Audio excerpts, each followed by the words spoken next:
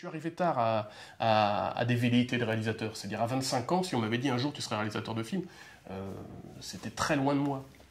J'étais spectateur assidu de cinéma, photographe, mais savoir qu'un jour, tu vois, j'avais pas encore même de velléité d'écriture de scénario, de velléité de réalisation, savoir qu'un jour j'allais faire ça, voilà, je l'aurais pas cru, c'est assez... et alors que c'est sans doute là depuis le début, mais et je me rendais pas compte. La bascule, je pense qu'elle commence quand je me mets à écrire des petites histoires qui ne sont pas encore des scénarios de court-métrage, qui ne sont pas des nouvelles, qui sont des ébauches comme ça de petits modules, de petites histoires, quoi.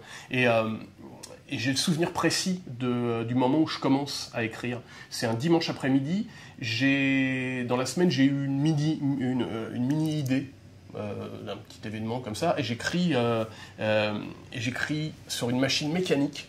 Il est 14 h dimanche, je me mets à écrire ce truc qui au final va faire une page, et quand je relève la tête du clavier où je me suis coincé les doigts forcément, il est 18 h 30. Et donc cet après-midi de dimanche en Bretagne où j'écris pendant 4 heures cette courte histoire, voilà, me donne le point de départ du truc, parce que là, la semaine d'après, j'ai envie d'écrire autre chose, et je me mets à écrire, toujours sur cette machine mécanique, des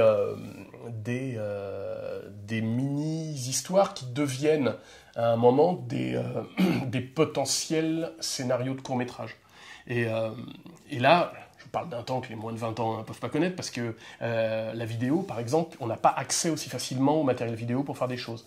Donc là, j'arrive par le biais d'un pote qui a une caméra à ce qu'il me la prête, et avec les meubles de chez ma grand-mère, c'est assez drôle, beaucoup de choses liées à ma grand-mère, je déménage les meubles de chez elle que je mets dans ma chambre, je fais un espèce de décor, et avec un pote, je tourne ce qui est mon premier court-métrage, mais tourné en plan fixe, comme ça, sans rien, sans rien connaître du boulot de metteur en scène. Mais ces petites choses me piquent au virus, quoi. Et après, ça va doucement, parce que je mets 10 ans entre le moment où je vais déménager les meubles de ma grand-mère et faire un premier long métrage, même peut-être 12 ans. Et les choses se font comme ça, par étapes, pas très rapides. Et d'ailleurs, tant mieux, parce que si on m'avait dit, je sais pas, 6 mois après avoir fait ce mini court-métrage, tiens voilà, on me donnait moyen de faire un long-métrage, je pense que je ne serais pas aujourd'hui ici en interview, je ne ferais plus partie de ce métier.